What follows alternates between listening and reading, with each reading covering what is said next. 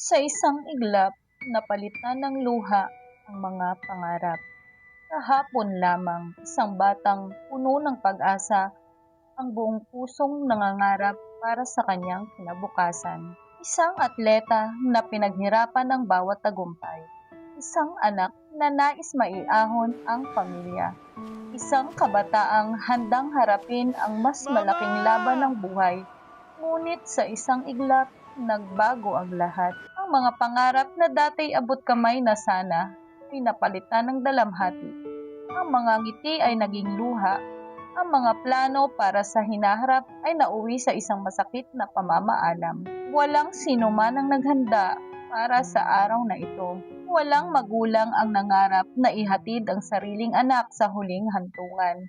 Walang kaibigan ang handang magpaalam ng napakaaga. At walang pusong tunay na nagmamahal ang makakatanggap ng basta-basta. Nagsisimula pa lamang makumadkad ay bigla na lamang na mapuputol.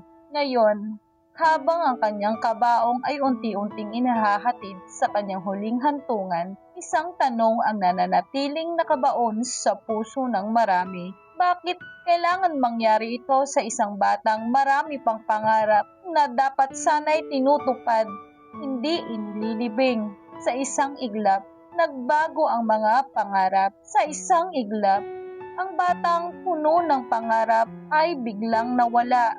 Si Rene Baterbonia, isang masipag na estudyante, isang atleta, isang MVP at higit sa lahat, isang anak na may malaking pangarap para sa kanyang pamilya. Tulad ng mga kabataan, nagsisimula pa lamang siyang hatakin ang landas patungo sa kanyang mga pangarap. Nagsisimula pa lamang siyang harapin ang tunay ng hamon ng buhay. Ang mga pangarap na dati tila abot kamay na, ngayon ay naging mga alaalang hindi na niya matutupad. Sino ba ang mag-aakala na ang isang lakad na dapat sana'y puno ng saya, pagkakaisa at paghahanda bilang isang kupunan ay hahantong sa isang trahedyang walang sino man ang naghanda? Isang team building activity lamang sana.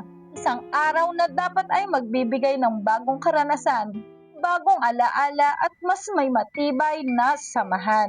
Ngunit sa halip, ito ang naging simula ng isang malagim na pangyayaring kumitil sa buhay ng isang kabataang marami pang pangarap na gustong abutin. Hindi lamang isang atleta ang nawala.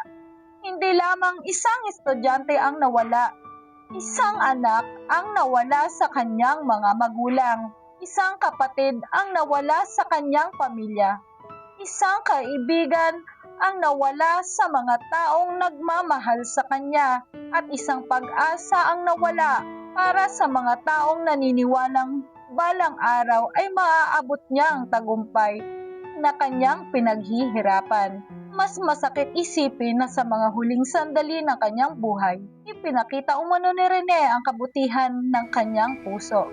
Ang isang taong handang tumulong sa kapwa kahit nalalagay na rin sa panganib ang kanyang sarili. Isang katangiang hindi nasusukat ng medalya, tropeyo at o anumang parangal. Ngunit ngayon, habang siya ay ihahatid na sa kanyang huling hantungan, baon ng bawat nagmamahal sa kanya ang matinding lungkot, mga tanong na hanggang ngayon ay naghahanap pa rin ng kasagutan at mga panawagan. Sana ay magkaroon ng pananagutan ang mga dapat managot. Hindi na maibabalik ng anumang paliwanag ang buhay ni Rene. Hindi na maibabalik ng anumang desisyon ang mga pangarap na kasabay niyang inililibing ngayon.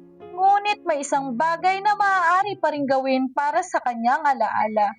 Ang tiyaking lalabas ang katotohanan at mananaig ang hustisya habang bumabagsak ang mga luha ng kanyang pamilya, ng mga kaibigan, habang unti-unting isinasara ang kanyang kabanata ng kanyang buhay. Isang panawagan ang nananatiling buhay. Huwag sanang mailibing kasama ni Rene ang katotohanan. Huwag sanang maisama sa hukay ang hustisya, sapagkat ang isang kabataang puno ng pangarap ay hindi dapat maging isa na lamang numero sa isang trahedya. Ang kanyang buhay ay may halaga, ang kanyang kwento ay may saysay, at ang kanyang alaala ay karapat-dapat sa katotohanan, pananagutan at katarungan. Hustisya para kay Rene Baterbonia.